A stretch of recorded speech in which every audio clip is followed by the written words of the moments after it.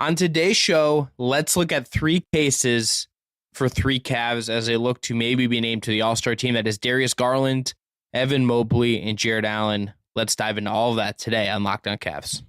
You are Locked On Cavs, your daily Cleveland Cavaliers podcast.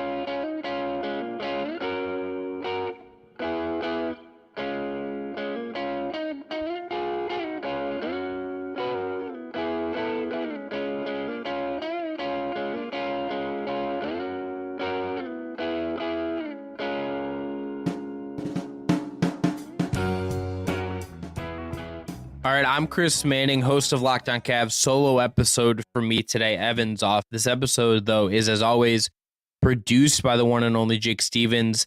Today's episode is brought to you by FanDuel Sportsbook, the official sportsbook of Locked On.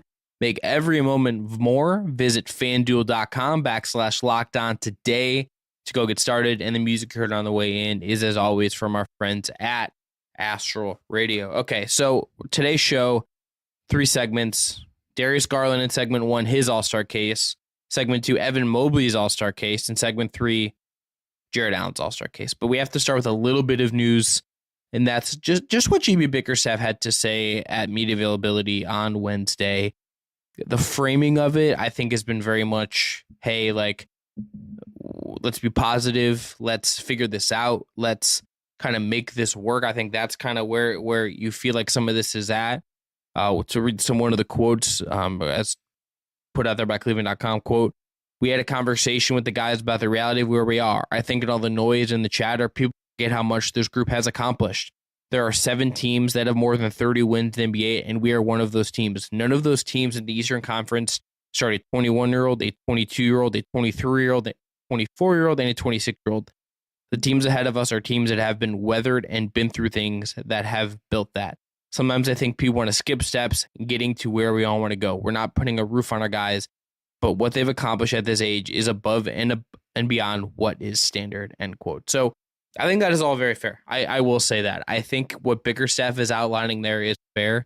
I think the players, I think the mood after the loss to the Heat on Tuesday was kind of a frustrated group.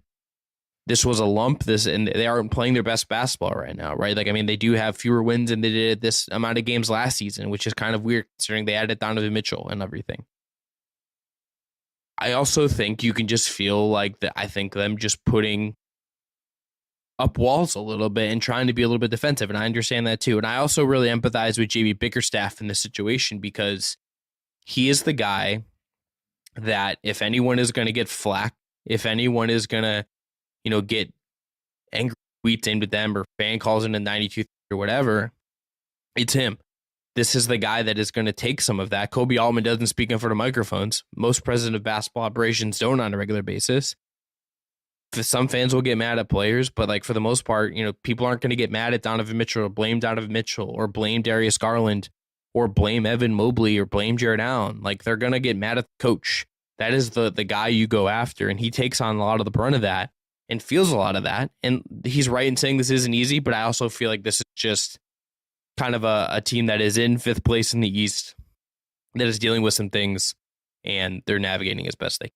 Let's leave Bickerstaff at that, though, and move on to all-star stuff.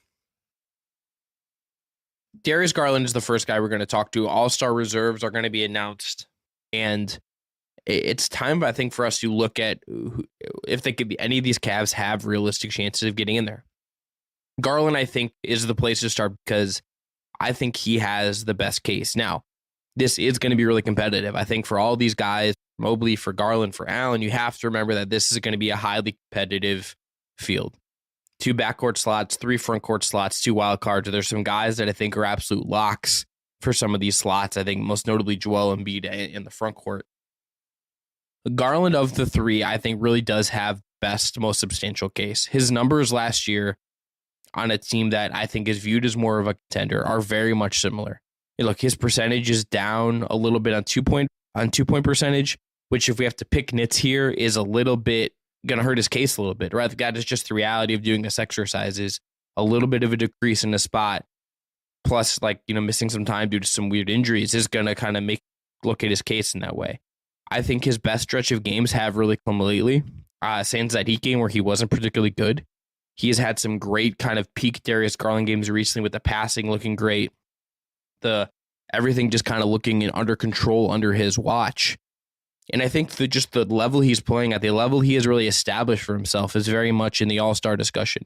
This is a guy that I think in certain other years would be kind of like a lock. And like if you favor him over some of the other guys in this class, in this group for all-star backcourt in the wildcard season, I can't really blame you. I have not, in reading a bunch of the different people kind of outlining their ballots at like SI or the Washington Post or wherever, he has not been on a lot of lists, which I find kind of interesting. I don't know what that's worth. I mean, I think Ramona Shelburne, when she was on the low post, was kind of the most notable person to say like, hey, I voted for Garland, and that was as a starter with Mitchell. I don't know if I would have gone there, but I think like he is very much in this conversation. And this conversation is really as much about the other guys he's going to be going against here. So you have Tyrese Halliburton, I think has to be an all-star for Indiana. Look, the season he's having has been awesome. He's injured. Maybe he doesn't play in the all-star game or just someone gets hurt and that opens up a slot. But like Halliburton has to be in there. Jalen Brunson, I think, is right there as well from the Knicks. Although I think it's worth noting that in a lot of the advanced metrics, Garland is favored over Brunson. I think that counts for something. He's had a really big scoring season, though, and that dude is awesome. I think James Harden is having a kind of an underrated season, which is a weird thing to say. And just like it's weird to be like a Harden guy in this moment, but I'm not historically like the biggest Harden guy, but this is an all-star caliber season he's having for a really good Philly team. He's got to be in there, I think. You get into some of the other names, it's like Jaylen Brown. Like, I probably has to be in there. He's having a phenomenal season. You know, Jimmy Butler, DeMar DeRozan, Drew Holiday in this conversation. I think Trae Young is out there on the edge of the conversation, but he's in the conversation. So this could come down to taste. This could come down to what guys respect and who they want. And based on his numbers compared this year to last year, based on just the film, I don't think Garland has really had like a worse season by any means. I think he deserves to be on any. If he's cut, it should be one of the absolute final cuts. I think if it was up to me, I think he would get in. It's not up to me, though. I think if there are 15 slots, this is like an absolute guy that should be a lock for All-Star, but it's not a lock. This is going to be really competitive. It would not shock me if he doesn't make it. It wouldn't shock me if he does make it. The guard spots are really competitive. There's a lot of good guys here. He's having a great season, and sometimes having a great season doesn't guarantee you get in the All-Star game. Ask Mike Conley for the amount of time it took him to make one freaking All-Star game in the Western Conference as a point guard. This is a really competitive thing to get into, and I think Garland is right there, and we'll see, if he gets in. The public kind of voting on this kind of makes me think maybe he's not. Maybe he's a replacement, but I think he absolutely deserves I think of these three, this is the Cav that deserves the longest look, and I don't really even think that's particularly close. All right, we're going to come back. We're going to go into Evan Mobley next, who maybe isn't having the all-star season you would have maybe hoped for as he ascends in his second season. But we'll talk about what his case looks like, who he's competing against, and all of that coming up in segment 2. But first, got to tell you about a great sponsor. Today's episode is brought to you by FanDuel. This year, the only app you need at your Super Bowl party is FanDuel, America's #1 sportsbook. We're really excited about our new sports betting partner for Locked On because they're the #1 sportsbook in America, FanDuel. And if you're new to FanDuel, that's even better. They have so many great features that make betting on sport fun and easy. Download FanDuel now so you can get a free Super Bowl 57 bet with a no-sweat first bet. You get up to $3,000 back in bonus bets if your first bet doesn't win. FanDuel lets you bet on everything from the money line to point spreads to who will score a touchdown. Right now, they have the Eagles as 1.5-point favorites in the Super Bowl. The FanDuel Sportsbook app is safe, secure, and super easy to use. Best of all, you can get paid your winnings instantly. Look, FanDuel is a great app. It's really easy to use. It has everything you're looking for in a sportsbook app. And if you're an NBA fan specifically, and you probably are if you're listening to Locked On Cavs, they offer no-sweat sim-game parlays on Thursday for TNT national televised games. So join FanDuel today at FanDuel.com/lockedon to claim your no-sweat first bet on Super Bowl 57. That's FanDuel.com/lockedon. Make every moment more with FanDuel, official sportsbook partner of the NFL.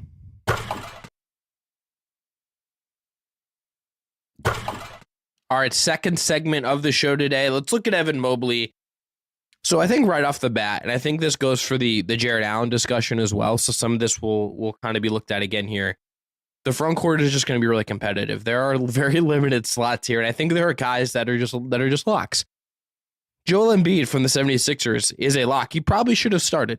He probably should be a starter. This is, to me, either the MVP frontrunner or the second behind Jokic right now in the MVP race. I kind of think he should start over Giannis, if I'm being honest, based on their bodies of work so far this season. I think Embiid has been incredible. That is one spot in the front court gone. You go to Bam Adebayo next. People saw him in Cleveland the other night, watched that game. This dude is a two-way monster. I think he's having an All-NBA season. For me right now, it is him or Domantas Sabonis from the Kings for third-team All-NBA center. He's having a really phenomenal season. Julius Randle is in there as well for the Knicks. I think he has the best case of any Knick. He's closer to his 2021 All-NBA season this year. Pascal Siakam from Toronto is in there as well. This, though, ends up being more, I think, about Evan Mobley. I think Evan Mobley, his case kind of stalls out because he hasn't taken that offensive leap that is maybe much needed for him to get an all-star level this year. He has improved. I think the numbers tell you he has improved, and there is improvement in what he's done. He's at 59.8% on 2-pointers for the year. That's being at 54% last season. He is averaging a 0.3 points per game, 8.9 rebounds versus 8.3. His last 10 games, he's actually had maybe the best run he has had of the entire season in my mind. He's up to 19.5 points per game over that stretch. His assist to turnover ratio is a little out of whack there when it's been a positive for most career. But, he's having a really, really positive offensive presence the last 10 games, highlighted by, the Rockets game and some of these games where he's looked really comfortable on the offensive end, shooting nearly 60% from the field in those games. Rebounds a little bit up as well. Assists, still getting 2.5 a game. Block and a half a steal a game. So every other game he's picking up. But still, this is a guy that is still doing really, really positive things. Is it just at the level of some of the other guys in the front court, though? It just isn't right now if you look at the full body of work. Where his case, I think his strongest case from, if you had to make one, is from his defense. I think he's having an all defense level season. I think Jarrett Allen is as well to some degree, but Allen is kind of playing this one note that is really important, that is rim protection, that is stuff paint. He does switch and he's good at it, but Mobley I think is even better at the switching. The Cavs trust him to go do the Jimmy Butler thing he did the other night and kind of eat up that space. He is doing kind of everything you would need to ask him to do on the defensive end, and he's really, really succeeding at it. There are few players, I think, that have proven to be as versatile, as skilled on that end of the floor. And that is going to get him, I think, in the conversation for all defense at the end of the year. I think that is a real leap for Mobley in some sense. And I do wonder, if you were to say, okay, Donovan Mitchell trade doesn't happen, and they look for an offensive way to grow, maybe Lauri Markkanen is still in Cleveland, and he has something resembling the leap he has with the Jazz this year, where Lauri Markkanen is going to be an all-star and a very deserving one at that. He's having a phenomenal season. If you have not watched him play much or haven't at all, go watch him play. He's having a really, really grown, even beyond what he was in Cleveland. But if you were the Cavs and you were kind of looking at, okay, what is the way we could evolve our offense if without Donovan Mitchell in that alternate reality on that Earth 2 or whatever, it would have been Evan Mobley, and maybe that leads him on that path to kind of having that leap on the offensive, and that gets him more in the all-star discussion. This is a guy whose usage rate has gone down. He is, barely averaging more points, and that's really somewhat because of this recent run of averaging almost 20 a game. I think he's better on offense. The 3-point shot hasn't come along either, but I he is a better offensive player than he was last year. But it is not getting him to the level of, what Embiid is doing, obviously, but not Bam, not Siakam, not Julius Randle right now, not Jaylen Brown. Any of these guys that are maybe in the front court or in that wild card race, if they aren't in the first positions, that's who he's competing against. And that's a really high bar. He's still really good. He's still really, really intriguing, but he hasn't got up to that level yet. And that doesn't mean he won't, right? That doesn't mean he won't. He is going to be at the All-Star game. He is one of the absolute guys to watch among the group that's going to be part of the Rising Stars night on Saturday night. He's going to be, I think, in multiple All-Star games next year. If you had to ask me right now, is he an All-Star next year? I would say yes. I think he absolutely can be and could be next year. Coming into the year, one of the things I thought is that the Cavs were going to probably have 3 All-Stars again. It was going to be him, Garland, and Mitchell. It looks like I'm going to be wrong about that. They might only get one. They might only get Mitchell. But Mobley is going to be a guy that's going to be in this conversation for years to come. It's year 2. They got Mitchell. That changed his offensive trajectory. That changed the way his All-Star case was going to be made. He's still really good. He has improved. It is just not in the way that I think is going to get him into the All-Star game. I am curious of these guys, and Allen as well.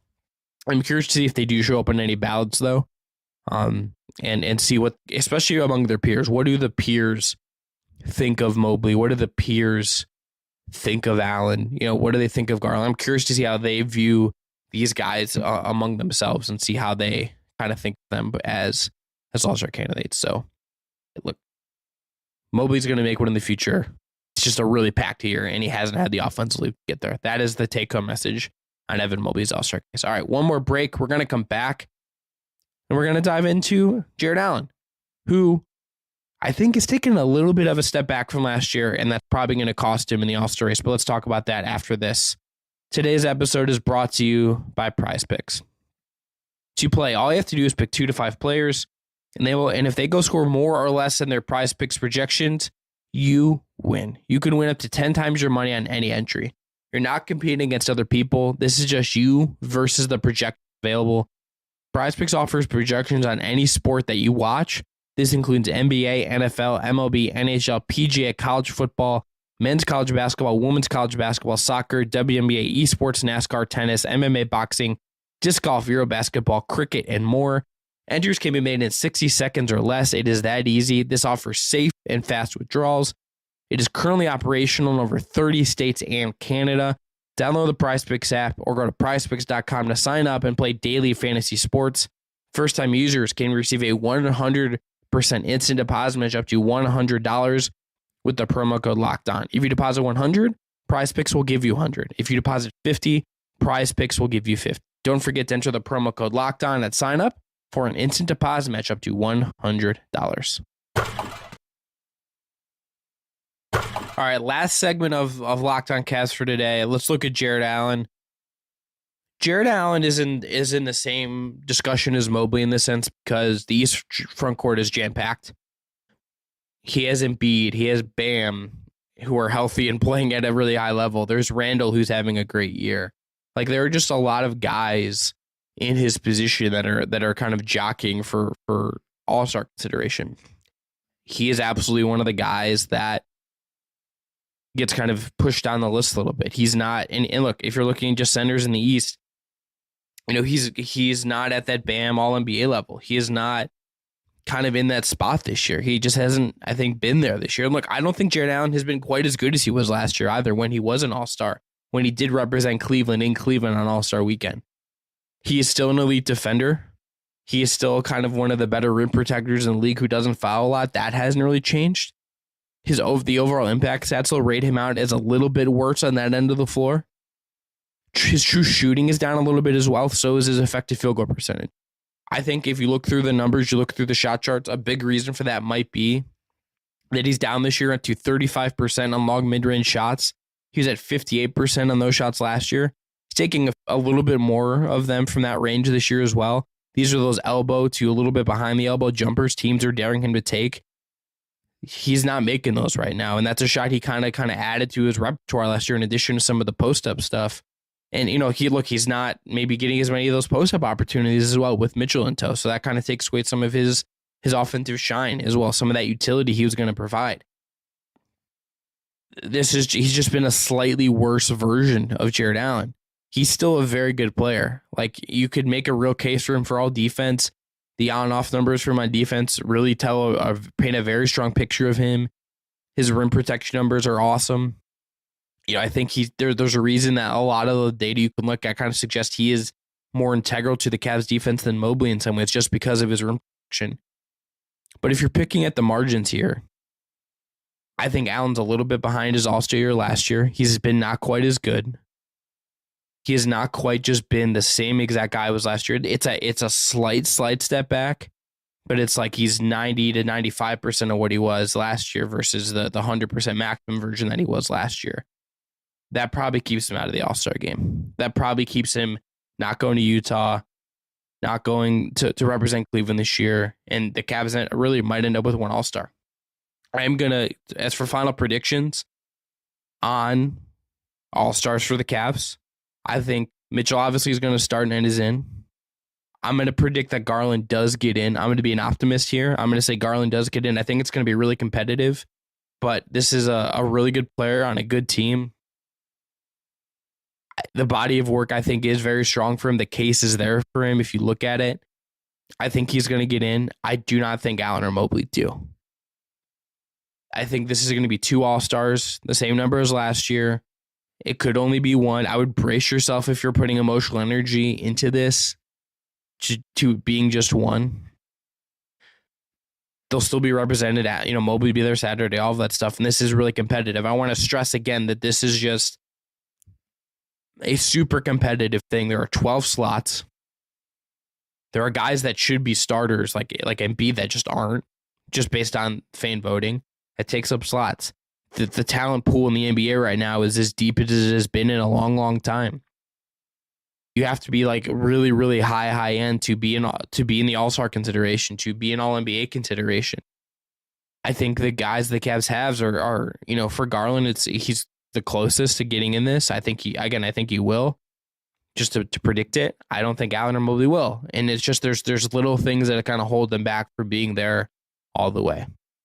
So final predictions, Darius Garland will join Donovan Mitchell in Utah. Allen and Mobley will not, although Mobley will be there on Saturday for Rising Star. So technically he will be there for All-Star Weekend. And I'm going to go on the record next year and say that Evan Mobley is going to be an All-Star for next season when the game is in Indianapolis. So year 3, Evan Mobley will make an All-Star team for the first time. All right, that is going to be it for Locked On Cavs for Thursday, February 2nd. I'm Chris Manning.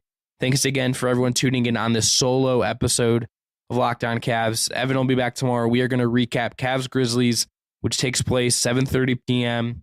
at Rocket Mortgage Fieldhouse. Cavs look to bounce back from the Heat loss on Tuesday and also that loss they had in Memphis when they were on that little road trip that left, I think, a sour taste in their mouth. We'll see how they do. Memphis is notably going to be on the second night of a back-to-back, so maybe the Cavs get a little break from the scheduling gods there and are able to get a good win at home. Thanks again for making Locked On Cavs your first listen every day. This episode was produced by Jake Stevens. Back tomorrow, same time, same place. Out of here.